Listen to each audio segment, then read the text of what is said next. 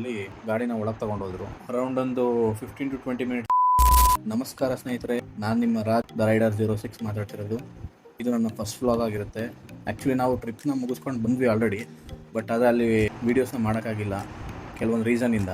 ಬಂದಾದ್ಮೇಲಂತೂ ಗಾಡಿ ನೋಡೋಕ್ಕಾಗಿರಲಿಲ್ಲ, ಅಷ್ಟು ಆ ಲೆವೆಲ್ಗೆ ಡಸ್ಟ್ ಎಲ್ಲ ಕೂತಿತ್ತು. ನಮ್ಮಮ್ಮ ಯಾವಾಗಲೂ ವಾಶ್ ಮಾಡಿಬಿಟ್ಟಿದ್ದಾರೆ ಗಾಡಿನ, ನನಗೆ ಗೊತ್ತಿಲ್ಲ. ಬೆಳಗ್ಗೆ ಬಂದು ನೋಡ್ತೀನಿ ಎಲ್ಲ ವಾಶ್ ಆಗಿತ್ತು. ನೆಕ್ಸ್ಟ್ ಹೊರಟಿದೆ ನಾನು ಹೀರೋ ಶೋರೂಮ್ ಹತ್ರ, ಯಾಕಂದರೆ ಗಾಡಿ ಒಂದ್ಸಲಿ ಜನರಲ್ ಚೆಕಪ್ ಮಾಡ್ಸೋಣ ಅಂತ ಹೊರಟೆ.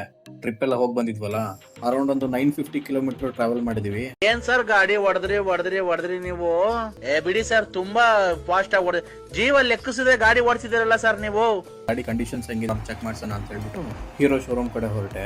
ಸೊ ನಾನು ನಿಮ್ಗೆ ಏನು ಹೇಳ್ತೀನಿ ಅಂದರೆ, ನೀವೆಲ್ಲಿ ಟ್ರಿಪ್ ಹೋಗಿ ಬಂದಮೇಲೆ ಒಂದ್ಸರಿ ಜನರಲ್ ಚೆಕಪ್ ಅಂತ ಮಾಡಿಸಿ ಗಾಡಿನ. ಯಾಕಂದರೆ ಗಾಡಿ ಕಂಡೀಷನ್ಸು ಚೆನ್ನಾಗಿರುತ್ತೆ.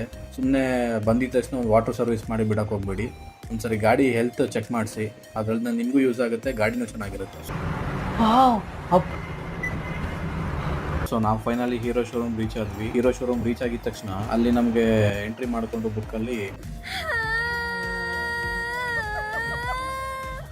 ಗಾಡಿನ ಒಳಗೆ ತೊಗೊಂಡೋದ್ರು. ಅರೌಂಡ್ ಒಂದು 15 to 20 ಮಿನಿಟ್ಸಲ್ಲಿ ಗಾಡಿ ಹೊರಗಡೆ ತೊಗೊಂಬಂದರು. ಗಾಡಿ ಕಂಡೀಷನ್ ಎಲ್ಲ ಚೆನ್ನಾಗಿದೆ, ಏನೂ ಪ್ರಾಬ್ಲಮ್ ಇಲ್ಲ ಅಂತ ಹೇಳಿದ್ರು. ಗಾಡಿ ಕಂಡೀಷನ್ನು ಮತ್ತು ವಾಟರ್ ಸರ್ವಿಸು, ಚೈನ್ ಲೂಬ್ ಎಲ್ಲ ಮಾಡಿ ಗಾಡಿ ರೆಡಿಯಾಗಿತ್ತು. ಸೊ ಅಲ್ಲಿಂದ ನಾನು ಮನೆ ಕಡೆ ಹೊರಟೆ. ಧನ್ಯವಾದಗಳು ಸ್ನೇಹಿತರೆ, ಸಿಗೋಣ ಮುಂದಿನ ವಿಡಿಯೋದಲ್ಲಿ.